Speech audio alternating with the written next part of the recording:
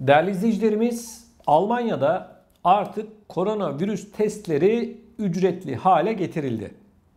Kimler muaf ve bundan sonra bizi nasıl bir hayat bekliyor bunu konuşacağız. Bakın, Almanya'da koronavirüs salgınıyla mücadele kapsamında aşı yaptırmayanlar için zor dönemler başlıyor.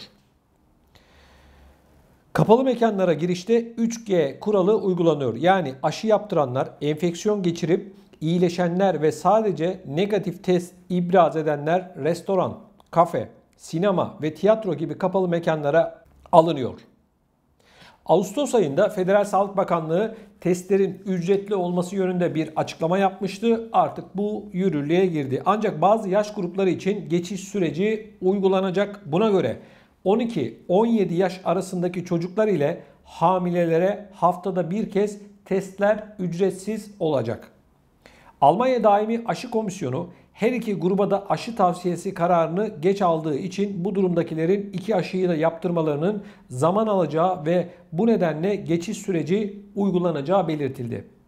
12 yaş altı çocuklar ile hastalıkları nedeniyle aşı yaptıramayacak olanlara ise testler ücretsiz olmaya devam edecek.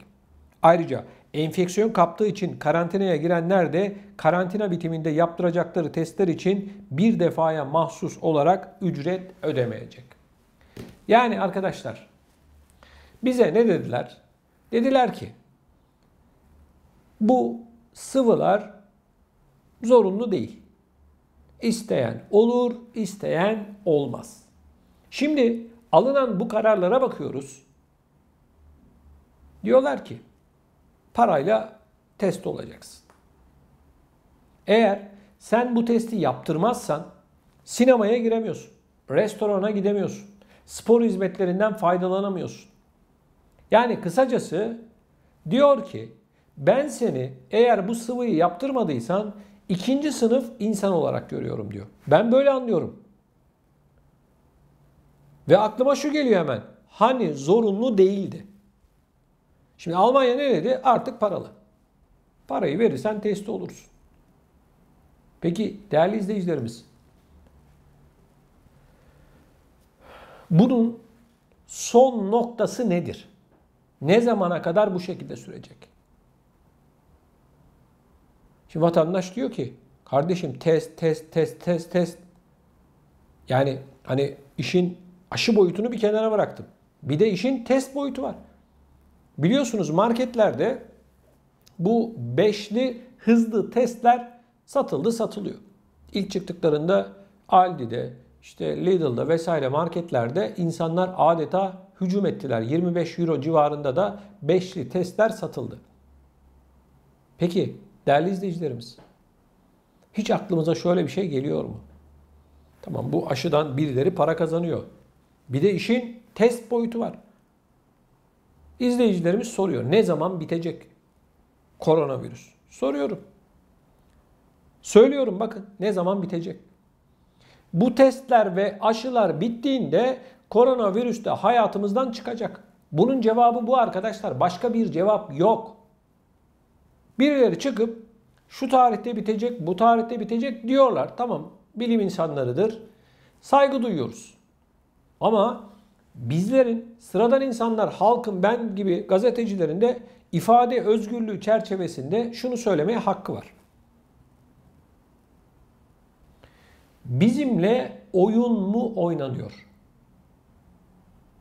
Bu kadar büyük bir ekonomi, arkadaşlar, aşı ekonomisi, test ekonomisi, sağlık ekonomisi, aklınıza ne gelirse.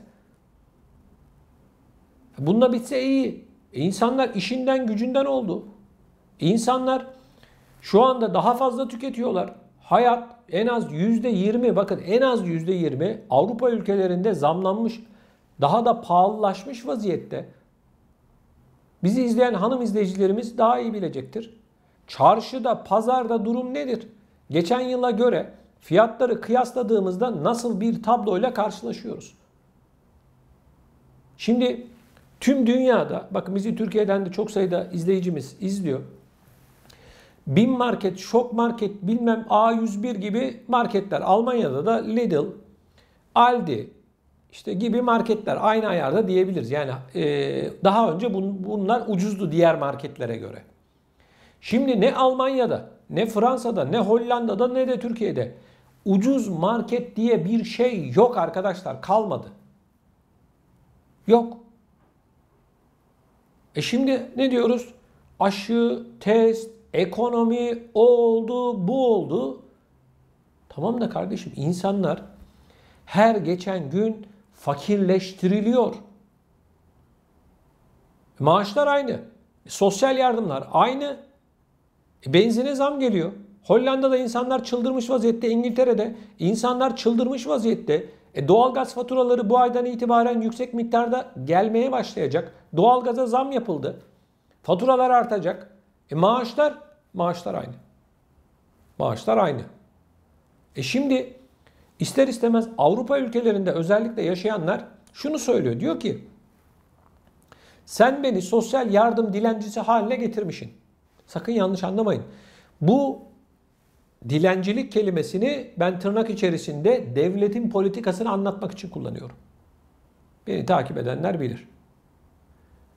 Madem sosyal devletsin, hayatın bu kadar pahalı olduğunu görmüyor musun? Neden sosyal yardımlara hiçbir zam yapılmıyor? Almanya tarihinde uzun yıllar sonra ilk defa %4 oranında enflasyon açıklandı değil mi? %4. Peki maaşlara %4 zam geldi mi? Emekliye 5 kuruş koronavirüs yardımı yapıldı mı? Ev hanımlarına 5 kuruş yardım yapıldı mı? İşçilerin maaşına al kardeşim ben sana şu kadar para veriyorum diye bir yardım mı yapıldı? Hani sosyal devlet? İnsanlar kırılıyor kardeşim. Bakın Avrupa eski Avrupa değil, artık bunu konuşmaya bile gerek yok. İnsanlar sosyal yardımlar olmasa zaten yaşayan birer ölü.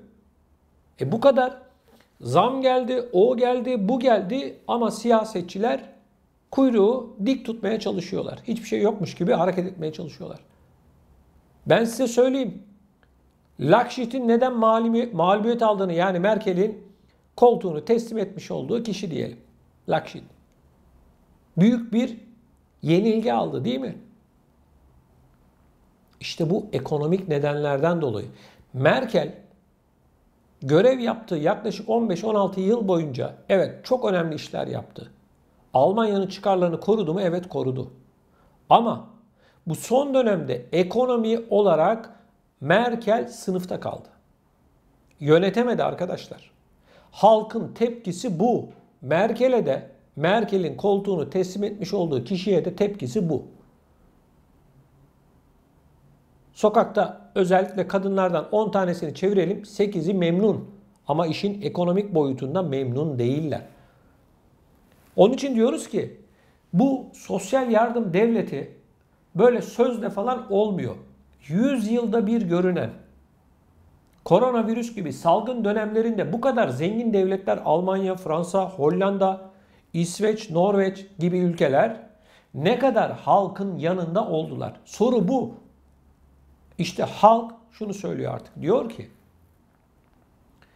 biz zenginiz, biz sosyal devletiz ama sen kasayı kilitlemişsin, anahtarı cebine koymuşsun, vatandaşa tek bir kuruş bile vermiyorsun diyor. Durum bu arkadaşlar. Yani halkın tepkisi bu. Sınıfta kaldılar. Bu koronavirüs döneminde işte işletmesi olanlara, esnaflara geçen yılki cirolarının %70'i oranında bir yardım verildi. Tamam, okey. Peki toplumun geriye kalan kısmına 5 kuruş para verildi mi? Avrupa'da emekliler kan ağlıyor. İçinde şu anda beni Avrupa'da emekli olup izleyen çok sayıda büyüğümüz var. Siz almış olduğunuz bu emekli maaşıyla eğer sosyal yardımlar olmasa geçinebilir misiniz? Pek çok emekli, Avrupa'dan emekli olan Türkiye'ye gidiyor. 6 ay orada kalıyor, 6 ay burada kalıyor. Niye? Maaş yetmiyor. Bu içinde bulunduğumuz dönemde ev kiralarını hiç düşünüyor muyuz? Ne kadar arttı diye. İnsanlar ev kiraları yüksek diye sokaklara çıkıyorlar. Almanya'nın her noktasında. Protestolar yapıyorlar.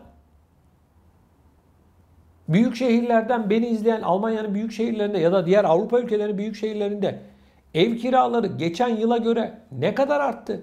Hadi Berlin'de, Frankfurt'ta, Hamburg'da hadi bir ev kiralasanıza bakalım. Evinizden çıkmak zorundaysanız en az üzerine 300-400 euro koymadan aynı ayarda bir ev bulamazsınız. Hayat bu kadar pahalı, hayat bu kadar sıkıntı içerisine düşmüş vaziyette ama her ne hikmetse siyasetçiler bunu ne görüyor ne de duyuyor. Kulaklarını kapatmışlar, gözlerini kapatmışlar, üç maymun oynuyorlar. Görmedim, duymadım, bilmiyorum. Bu. Ama söze gelince bizler sosyal devletiz. Yine bizi izleyen kıymetli izleyicilerimiz içerisinde Türkiye'de olanlar var. Bana yorumlarda görüyorum. Biliyorsunuz ben bütün yorumları tek tek okuyorum. Diyor ki bırak diyor Avrupa'yı, sen Türkiye'yi anlat. Ben Türkiye'yi de defalarca anlattım, anlatıyorum da. Şu an ben Avrupa başta olmak üzere yurt dışında yaşayan vatandaşlarımızın sorunlarını gündeme getiriyorum. Şimdi ben Türkiye'de kiralardan başlasam, emekli maaşından çıksam buradan Almanya'dan Konya'ya yol olur. Bitmez. Yani günlerce anlatabiliriz. Beni takip edenler biliyor zaten. Biz doğru neyse bunu konuşuyoruz arkadaş. Hiç kimseye hiçbir şekilde yaranmak gibi bir derdimiz yok çok şükür. Biz sadece haklının hakkını anlatmaya çalışıyoruz. Evet, Türkiye'de ekonomik olarak sıkıntılı günler var. Daha da sıkıntı olacağı benziyor. Bakın, Euro 11 liraya dayandı. Dolar 9 lira. Altın 510 lira has altının gramı. Çeyrek altın 800 küsür lira. Almış başını gidiyor. Vatandaşın almış olduğu emekli maaşı, çalışırken almış olduğu maaşı resmen her ay %5, %6 oranında eriyor. Düşünün. Cebinizde 200 lira var. Akşam yatıyorsunuz. Sabah o para 198 lira oluyor. Satın alma gücü açısından anlatıyorum. Bu kadar sıkıntılı bir dönem. Şimdi Türkiye ile Almanya'yı kıyaslamak, Türkiye ile Fransa'yı, Hollanda'yı, İsviçre'yi, İngiltere'yi, diğer ülkeleri kıyaslamak doğru değil. Biz kıyas yaparsak oturup özellikle Türkiye'den bizi izleyenlerin ağlaması lazım. Biz özellikle Avrupa'da yurt dışında yaşayan vatandaşlarımızın daha iyi şartlarda yaşaması için konuşuyoruz. Devletlerin imkanları var arkadaşlar. Saydığımız ülke, Almanya'nın parası mı yok? Hollanda'nın parası mı yok? İsviçre'nin parası mı yok? İngiltere'nin parası mı yok? Bunları konuşuyoruz. Ve diyoruz ki sosyal devlet olmanın yolu 100 yılda bir meydana gelen böylesine salgın gibi bir durumda halkının yanında olmaktır. Sen bugün olmuyorsan, markette, çarşıda, pazarda fiyatlar bu kadar uçmuşken vatandaşı kaderiyle baş başa bırakıyorsan, işte Almanya'da seçim oldu, vatandaş da ne yaptı? Tokadı patlattı. Ben defalarca anlattım. Söyledik. Bakın dedik ki Almanya eski Almanya değil. İnsanlar ekonomik olarak sıkıntı yaşıyor.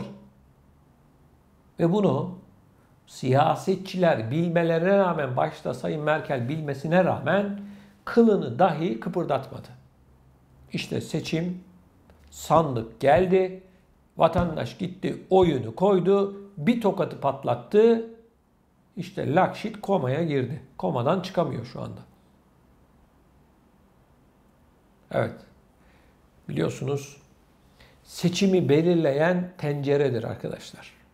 Tencere, yani vatandaşın cebinde para yoksa, o tencere kaynamıyorsa ya da vatandaşın ekonomik olarak satın alma gücü düşüyorsa, hizmetmiş, sosyal devletmiş, yolmuş, köprüymüş, barajmış, elektrikmiş, bilmem okulmuş falan, bunların hiçbirini gözü görmez.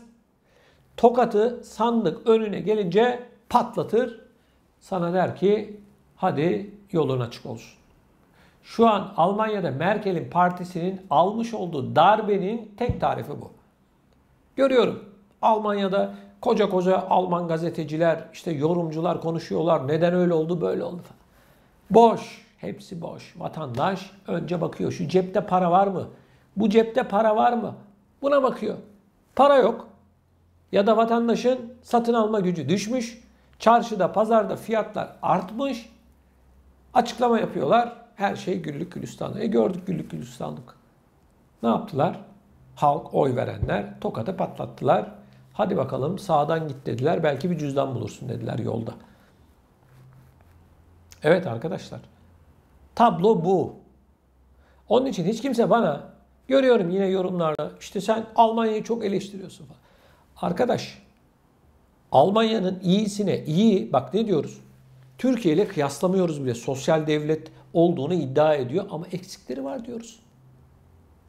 Benim Almanya'yı yani eleştirmemle ya da göğe çıkarmamla siz inanacak mısınız? Yaşıyorsunuz, görüyorsunuz.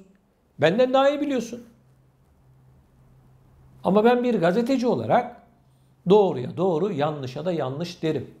İşte şu an Almanya'da, diğer Avrupa ülkelerinde polyanacılık oynanıyor. Yani her şey güllük gülistanlıkmış gibi yapıyorlar. Yine bir soru. Ve bu soruya ne cevap vereceğinizi çok merak ediyorum. Lütfen bu videonun altına yazın. Mark dönemi, Frank dönemi, yani Avrupa Birliği'nden önce, Euro'ya geçilmeden önceki dönem mi, şimdiki dönem mi? İşte bu sorunun yanıtını tarafsız bir şekilde verirseniz Avrupa'nın içinde bulunduğu durumu hep birlikte görürüz. Ya ben yorum yapmıyorum. Lütfen videonun altına yazın. Rica ediyorum sizlerden. Evet değerli izleyicilerimiz. Bekliyorum. Bizleri dünyanın dört bir yanından izleyen tüm izleyicilerimden bir ricam daha var. Lütfen bu yayınımızı beğenerek kanalımıza eğer abone olmadıysanız da mutlaka abone olmanızı hasreten sizlerden rica ediyorum.